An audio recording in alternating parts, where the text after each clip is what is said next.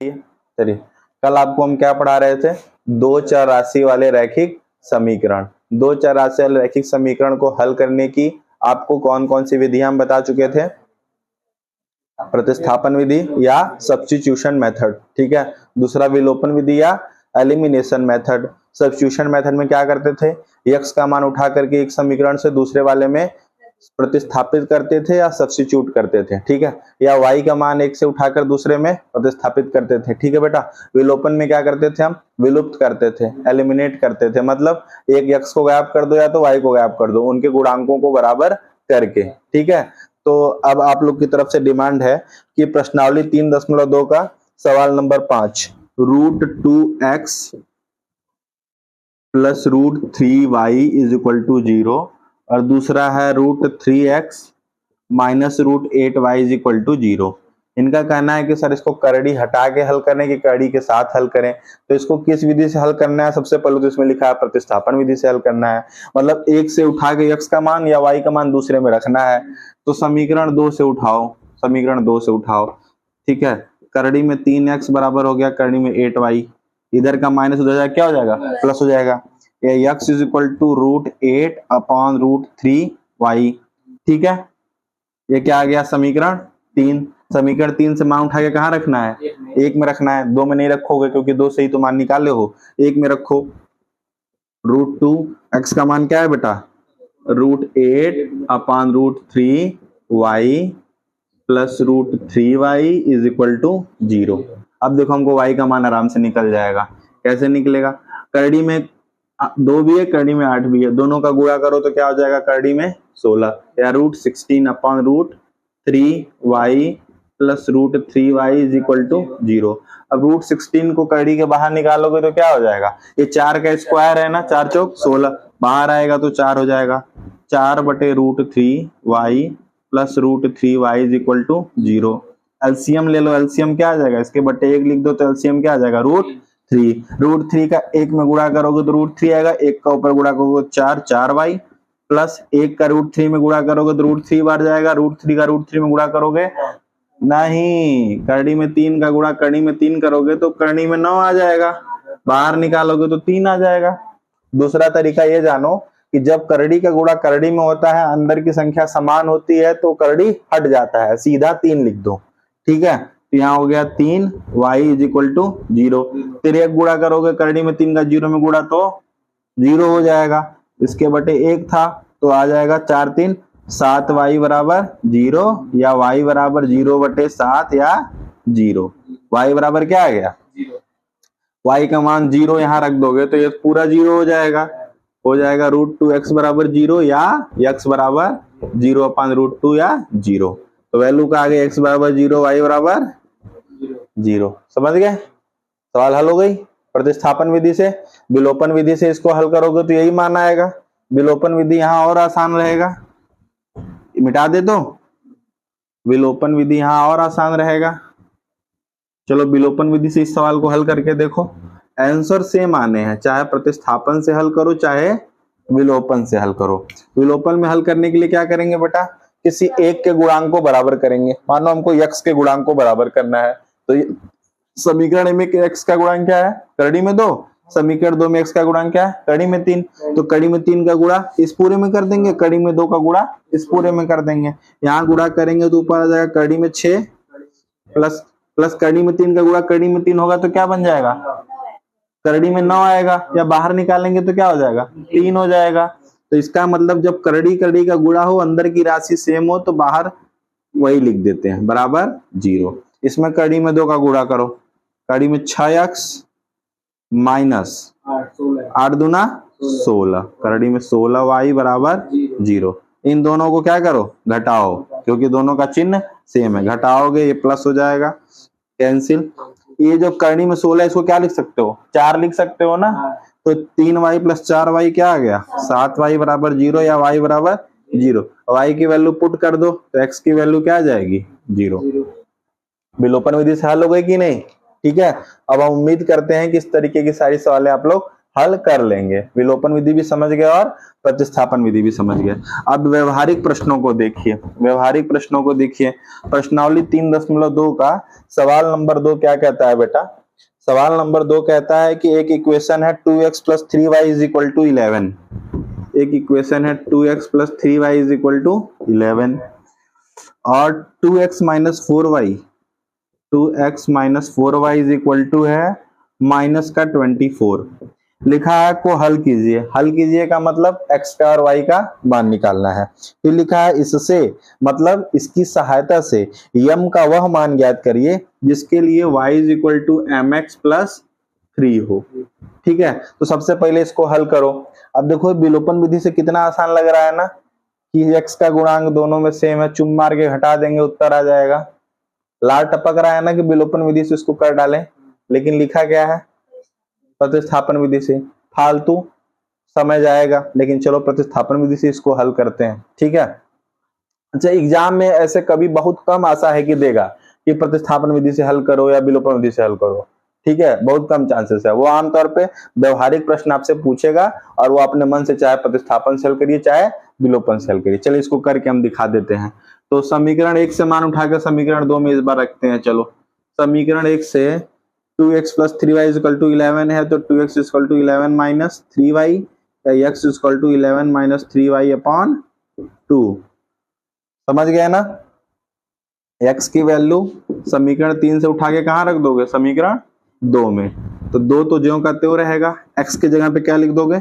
11 - 3y/2 minus का 4y = minus का 24। 2 से 2 कैंसिल, कैंसिल हो जाएगा कि नहीं? ठीक है, चलिए ऊपर आ गया 11 - 3y - 4y = माइनस का 24। 11 - 7y = माइनस का 24 माइनस का 7y = माइनस का 24 और माइनस का 11 उधर जाएगा तो क्या बन जाएगा? -11 बन जाएगा। तो आ जाएगा माइनस का 7y = माइनस का 35। 24 से 11 35 हो जाएगा ना, माइनस माइनस प्लस हो जाएगा।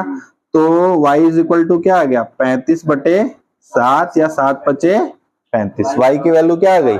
5। y की वैल्यू 5 उठा के कहां रख दो? इसमें रख दो, चाहे इसमें रख दो, किसी में रख दो, इसमें रख दो। तो 2x + 5 = 15 = 11। वाह बेटा वाह, तेज हो गए तुम लोग की। बराबर 11। 2x = 11 - 15 क्या आ गया? माइनस का 4। माइनस का 4 आएगा। 2x = माइनस का 4 या x = माइनस का 2। 2 दूना 4 हो जाएगा ना। x का वैल्यू माइनस का 2, y का वैल्यू प्लस का 5। अब हमको निकालना है क्या है? y = mx + 3 निकालना है ना। तो y का वैल्यू क्या है बेटा? 5। m जो का तो रहने दो। x का वैल्यू क्या है? माइनस का 2 + 3। तो 5 = -2m + 3 या 3 को ये नीचे मिटा देते हैं या 3 को इधर लाओ। 5 - 3 = माइनस का 2m। 2 = माइनस का 2m या m = 2 माइनस का 2। तो आ गया माइनस का 1। बस सवाल में यही करना था। इतना आसान सवाल था, 2-4 नंबर का काम हो गया। दूसरी सवाल, ठीक है।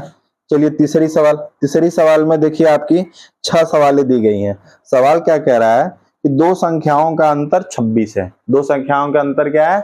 26। अंतर का मतलब क्या होता है बेटा? अंतर का मतलब क्या होता है?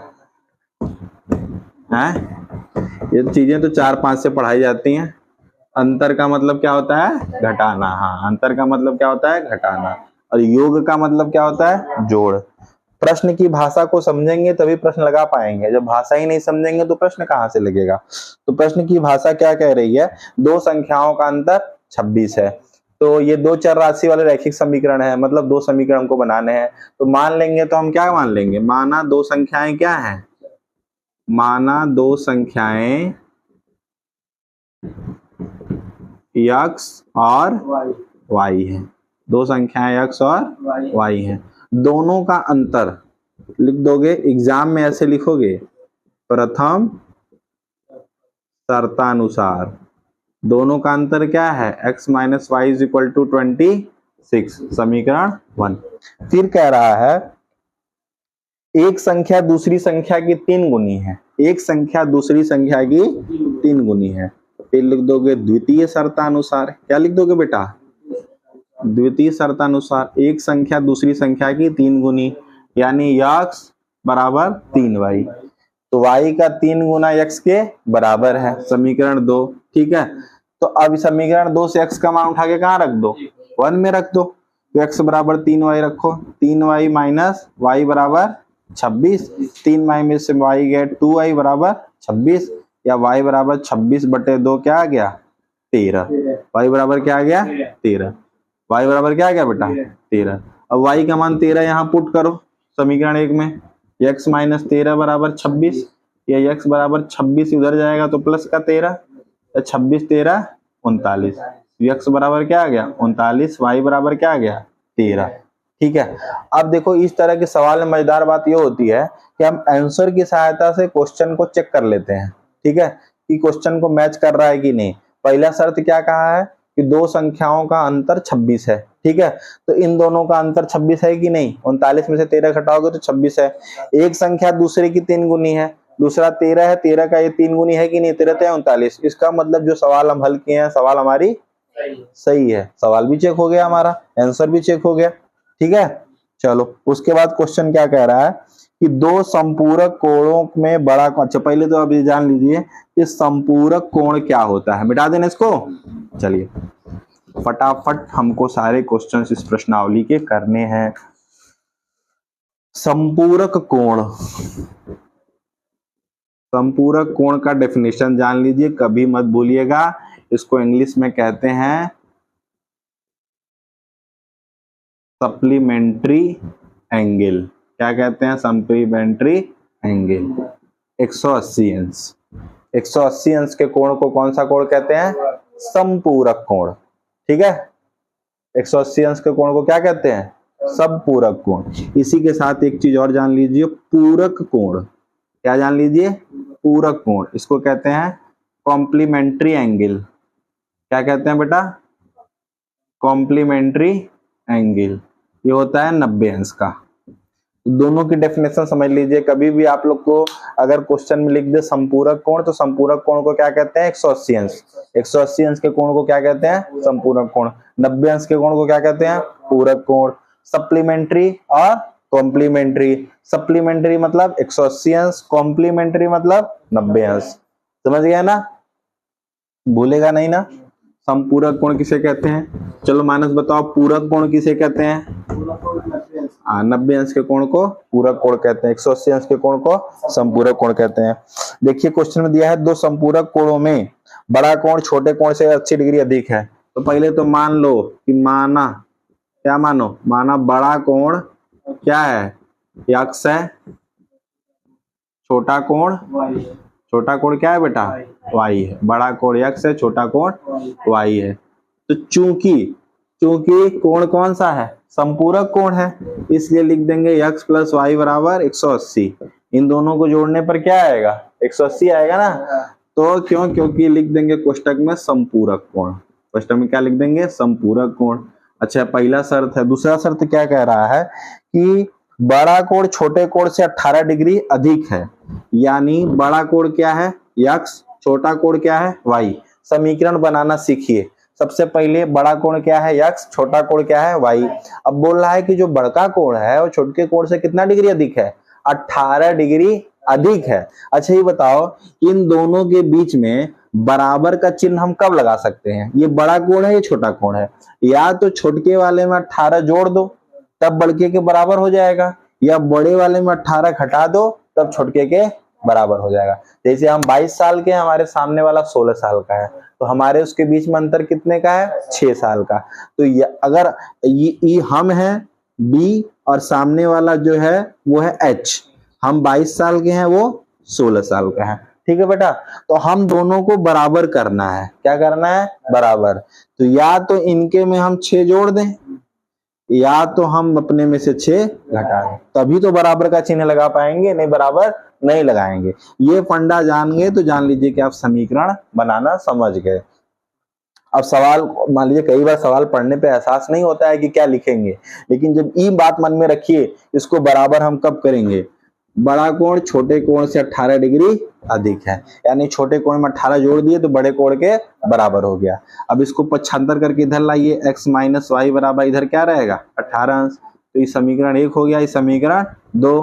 किस विधि से हल करना है इसको, प्रतिस्थापन विधि से। तो x का मान समीकरण 2 से निकालो 18 प्लस वाई, यही ना। इस 18 प्लस वाई को कहाँ उठा के रख दोगे 1 में, समीकरण 3 से x का मान उठा के समीकरण 1 में रखने पर क्या आ जाएगा बेटा 18 प्लस वाई फिर प्लस वाई बराबर 180, या 18 वाई प्लस वाई क्या बन जाएगा 2y बराबर 180, या 2y बराबर 180 माइनस 18 क्या आ जाएगा 162। तो y की वैल्यू क्या आ जाएगी बेटा 81।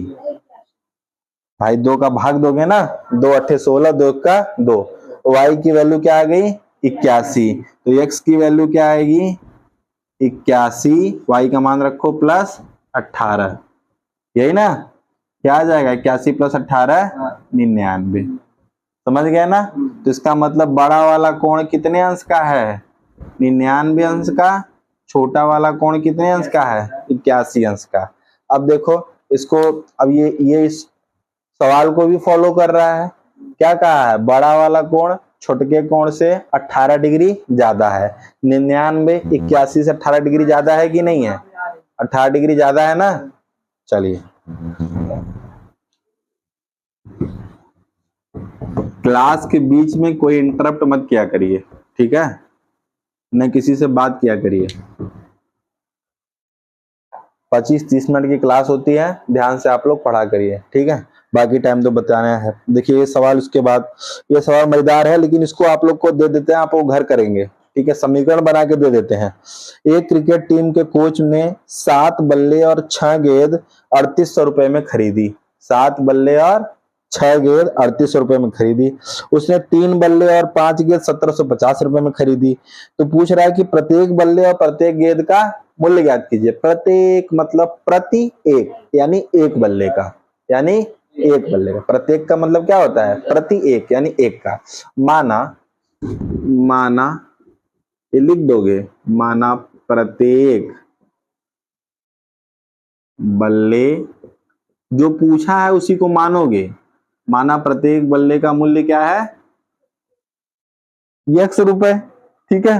और गेंद का क्या मूल्य है बेटा, गेंद का क्या मूल्य है y रुपए, ठीक है। सवाल ऐसे हल करोगे, फिर लिख दोगे यहाँ पे प्रथम शर्तानुसार, यानी प्रथम शर्त के अनुसार सवाल क्या बोल रही है। सवाल बोल रही है, सवाल बोलती है 7 बल्ला और 6 गेंद। 7 बल्ला मतलब 7 x, 6 गेंद और 6 गेंद और मतलब जोड़ देना है। और 6 गेंद की कीमत कितनी है बेटा 3800, ठीक है, इतनी है। फिर द्वितीय शर्तानुसार, सवाल आसान लग रही है कि नहीं। द्वितीय शर्तानुसार क्या बोला है, कितना बल्ला कितना गेंद बेटा 3 बल्ला और 5 गेंद। 3 बल्ला मतलब 3x, 5 गेंद मतलब गेंद कौन थी y। कितना कीमत है बेटा 1750। अब हमको पूछा है कि प्रत्येक बल्ले और गेंद का मूल्य ज्ञात करिए, यानी x का मान और y का मान हम ज्ञात कर लेंगे। तो जो x का मान आएगा वो बल्ले की कीमत आ जाएगी, जो y का मान आएगा वो गेंद की कीमत आ जाएगी, ठीक है।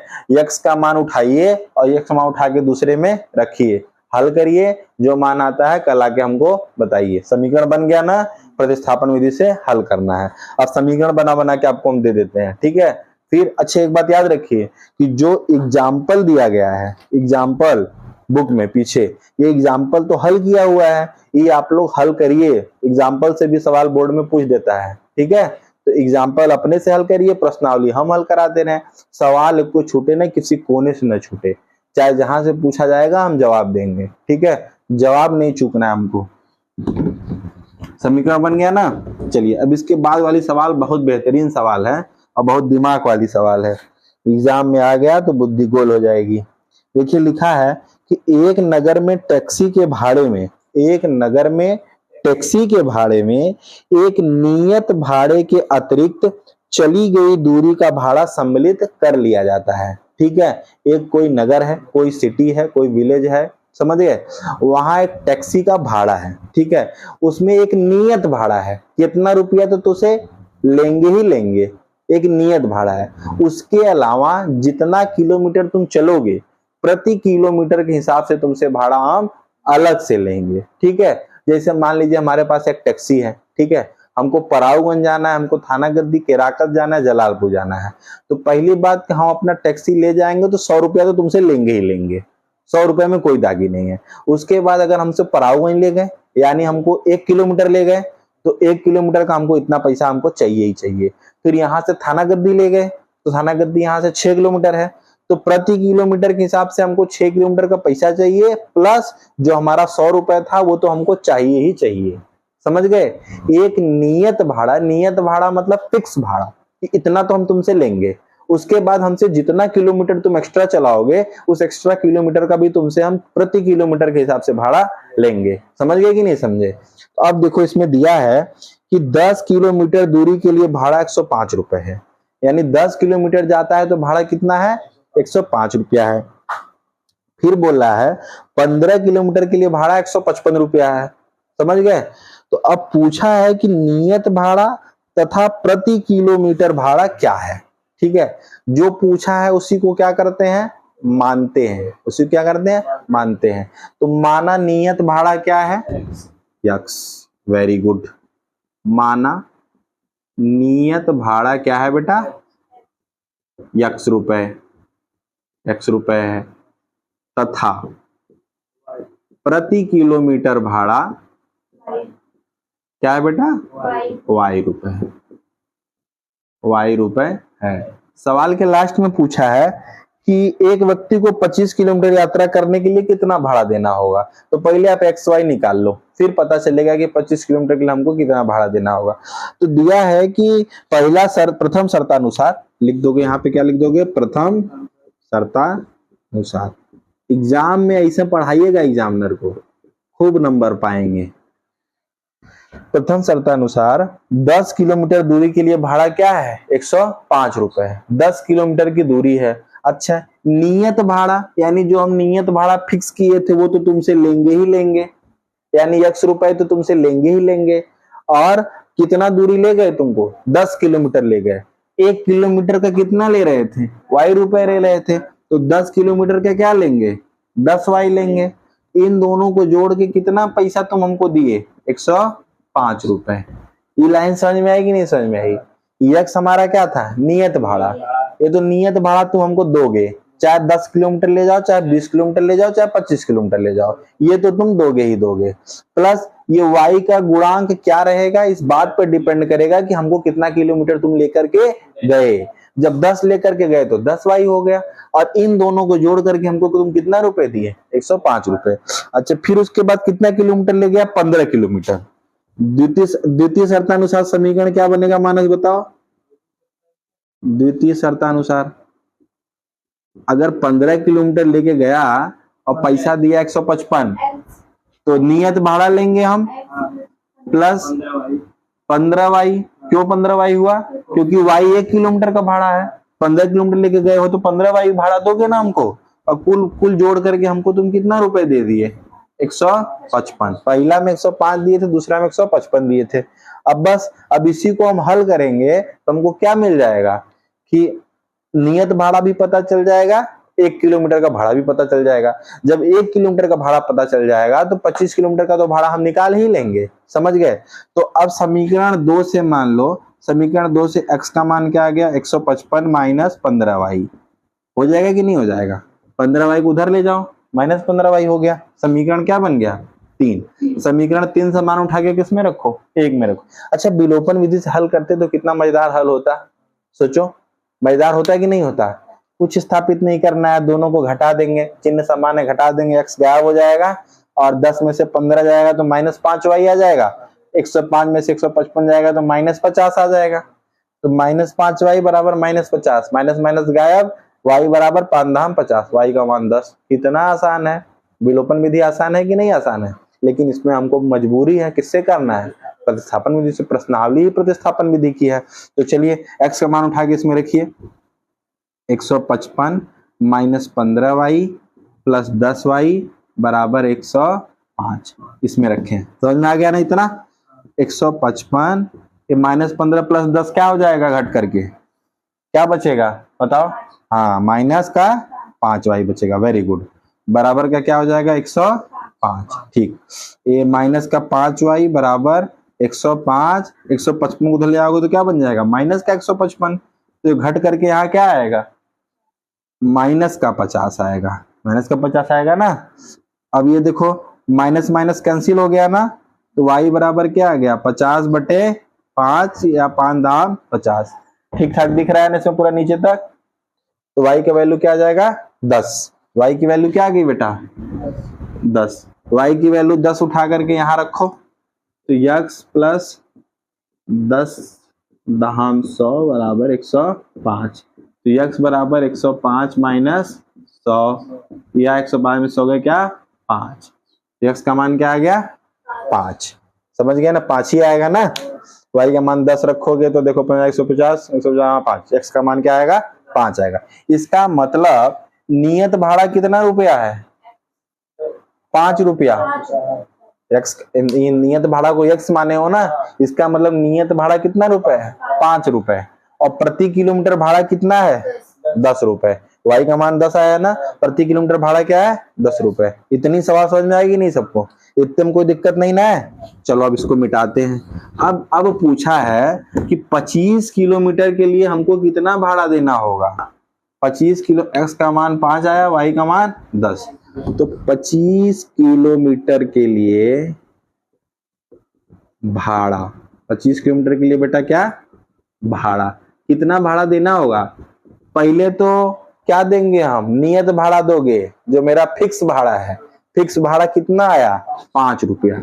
ये तो तुम दोगे ही दोगे, प्लस और कितना रुपए हमको दोगे प्रति किलोमीटर के हिसाब से तो हमको 10 रुपया दोगे। तो यानी 25 किलोमीटर के लिए कितना दोगे 25 में 10 का गुणा कर दोगे तभी ना। 1 किलोमीटर का 10 रुपए है तो 25 किलोमीटर का 25 गुणे 10, 5 रुपये नियत भाड़ा, 25 दहाम 250। कुल कितना भाड़ा तुम हमको दोगे 255 रुपए। ये सवाल समझ में आएगी नहीं? ये सवाल घर जाके 1-2 बार आप इसको और रिपीट कर लीजिएगा तब भूलेगी नहीं। टेक्निकल सवाल है दिमाग वाली। ठीक है, इसके बाद देखिए 2 सवाल आपकी और बची है। 2 सवाल आपकी और बची है, मिटा दे इसको। बड़ी मजेदार सवाल है ना। 2-4 राशि वाले रैखिक समीकरण में देखिए कुछ नहीं करना है, सवाल को पढ़ना है, सवाल जो कह रहा है उसी को लिख देना है। अभी तक हम क्या कर रहे थे सवाल पढ़ रहे हैं, जो कह रहा है वो लिख दे रहे हैं। जो सवाल की भाषा ही नहीं समझेगा उसको सवाल कहां से आएगी, वो सवाल तो आएगी ही नहीं। देखिए फिर क्या कह रहा है 5वें सवाल में, यदि किसी भिन्न का मतलब क्या है बेटा अंश अपॉन हर। रिमोट दो। भिन्न का मतलब क्या है अंश बटे हर। ठीक है, तो दिया है कि यदि किसी भिन्न के अंश और हर दोनों में 2 जोड़ दिया जाए, अंश और हर दोनों में 2 जोड़ दिया जाए। ठीक है, तो माना भिन्न का अंश क्या है x है, वह हर क्या है y है। तो भिन्न क्या होगी बेटा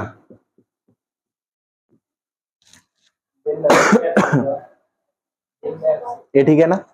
तो भिन्न क्या होगी x अपॉन y होगी ना। अंश बटे हर, अंश x है हर y है। चलो अब लिखो प्रथम शर्तानुसार। क्या लिखो प्रथम शर्तानुसार। प्रथम शर्तानुसार बोल रहा है कि भिन्न के अंश और हर दोनों में 2 जोड़ दिया जाए तो वह 9/11 हो जाती है। यानी अंश में 2 जोड़ दे और हर में कितने जोड़ दें 2 जोड़ दें, भिन्न क्या हो जाती है 9/11। तो अब इसको पहले हल करो, रेखीय समीकरण के रूप में लाओ। क्या करेंगे तिर्यक गुणा 11 का गुणा x प्लस 2 में बराबर 9 का गुणा y प्लस 2 में, यही ना। ये 11x प्लस 11 दूना 22, 9y प्लस 9 दूना 18। हम पहले दिन से ही बता रहे हैं कि गणित में क्या है जोड़ घटाना गुणा भाग। यही जोड़ घटाना गुणा भाग जो गलत नहीं करेगा उसकी भिन्न कभी गलत नहीं होगी। बाकी सब नियम जानना है। एक्स वाई को एक साइड कर दो, 11x माइनस 9y, 9 इधर जाएगा तो क्या जाएगा माइनस का 9y। अब बराबर इधर प्लस 18 है और ये 22 हो जाएगा तो क्या हो जाएगा माइनस 22 हो जाएगा, ये हो जाएगा माइनस का 4। 11x माइनस 9y बराबर माइनस का 4। ये समीकरण क्या आ गया, एक आ गया ना। फिर द्वितीय शर्तानुसार आ जाइए, क्या आ जाइए, द्वितीय शर्तानुसार। ठीक है, द्वितीय शर्तानुसार क्या कह रहा है कि यदि अंश और हर दोनों में 3 जोड़ दिया जाए, कितना जोड़ दिया जाए 3। अंश में कितना जोड़ो बेटा 3, हर में कितना जोड़ो बेटा 3, तो भिन्न क्या बन जाती है 5/6 हो जाती है।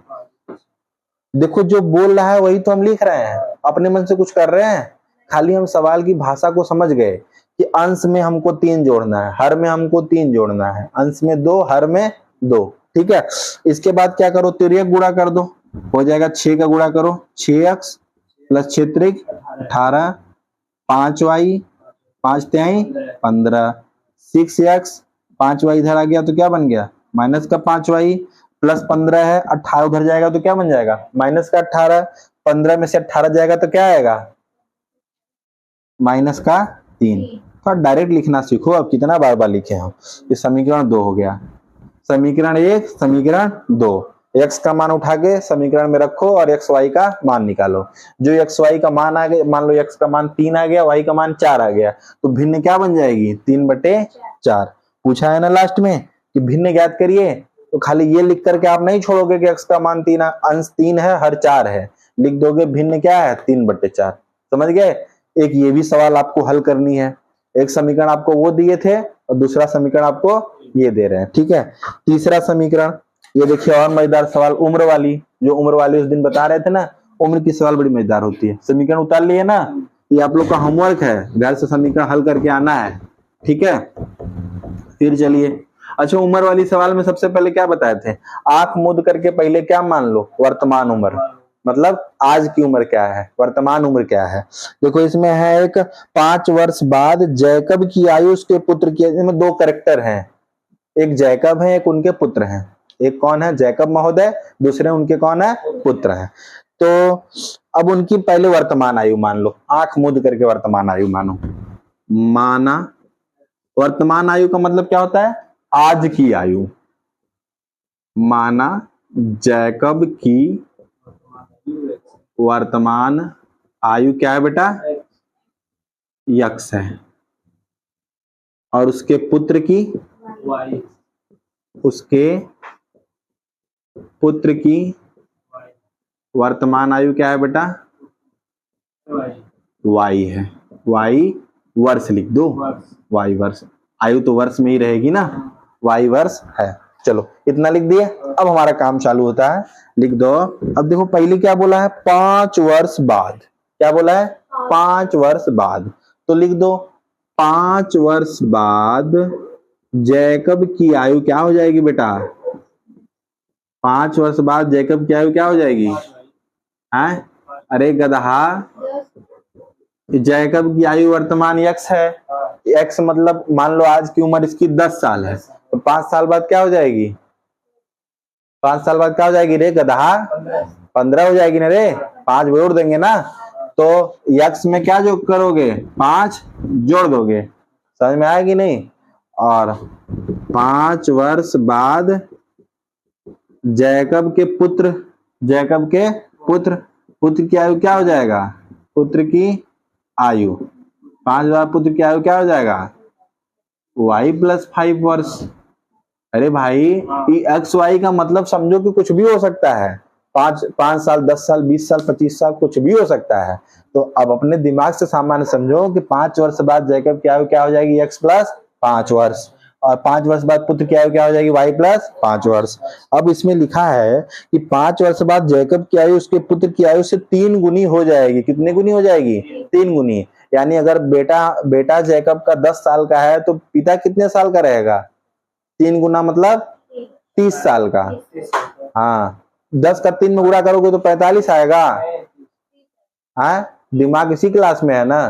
तो अगर पिता 21 साल का है तो बेटा कितने साल का होगा? 3 7 मतलब चट चट मारे। 21 का 3 गुना कम करोगे तो कितना आएगा? 7 साल ना आएगा बेटा? 7 साल का होगा तब ना बाप 21 साल का होगा। एकदम अकल भेज खाए हो। तो ये है 5 साल बाद की स्थिति। कितने की स्थिति है? 5 साल बाद की स्थिति।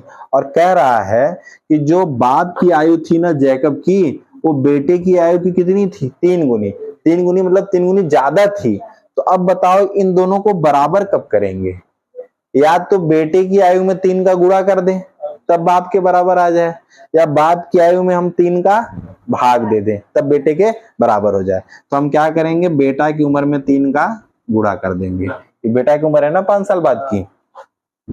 तो x + 5 = 3y + 3 5 = 15, x - 3y = 15, इधर जाएगा तो माइनस का 5 हो जाएगा, या 10। x - 3y = 10, equation 1। समझ गया ना? पहला इक्वेशन कैसे बना।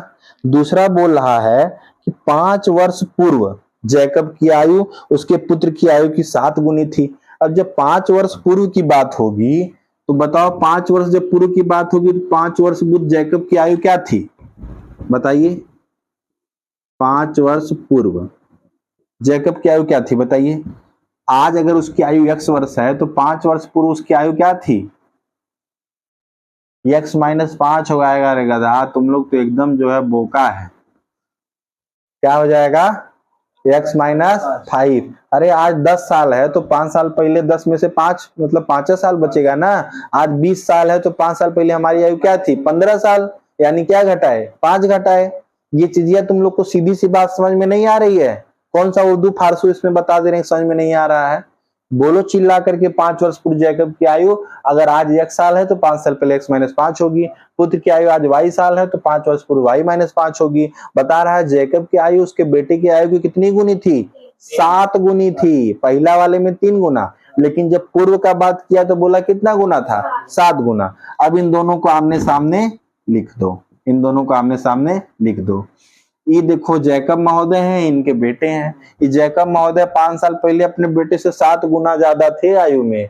ठीक है, तो इन दोनों को बराबर कब करेंगे? या तो जैकब वाले में 7 का भाग दे दें तब बेटे के बराबर आ जाए, या बेटे वाले में 7 का गुणा कर दें। तो हम 7 का गुणा कर दिए। x - 5 = 7y - 35। तो x 7y को उधर लाएंगे तो -7y हो जाएगा। उधर का माइनस का 35 है, माइनस का 5 उधर जाएगा तो प्लस का 5 हो जाएगा माइनस का 30। x - 7y = माइनस का 30। तो इक्वेशन 1 आपको बताए थे समीकरण 1। समीकरण 2 ये आ गया। अब इन दोनों समीकरणों को प्रतिस्थापन विधि से हल करके x का और y का मान निकाल लेंगे। तो जो x का मान आएगा वो जैकब की वर्तमान आयु आएगी, और जो y का मान आएगा वो उसके पुत्र की वर्तमान आयु आएगी। ठीक है, इस तरह से मेरी तरह से आपका प्रश्नावली 3.2 खत्म है, प्रतिस्थापन विधि वाला। कल आपको विलोपन विधि का व्यवहारिक प्रश्न हल कराएंगे, और आपका 2 चर राशि वाले रैखिक समीकरण युग्म का चैप्टर आपका लगभग कल परसों में खत्म हो जाएगा। ठीक है, आज की क्लास यहीं समाप्त होती है। मेहनत करिए घर पे जाके। ठीक है।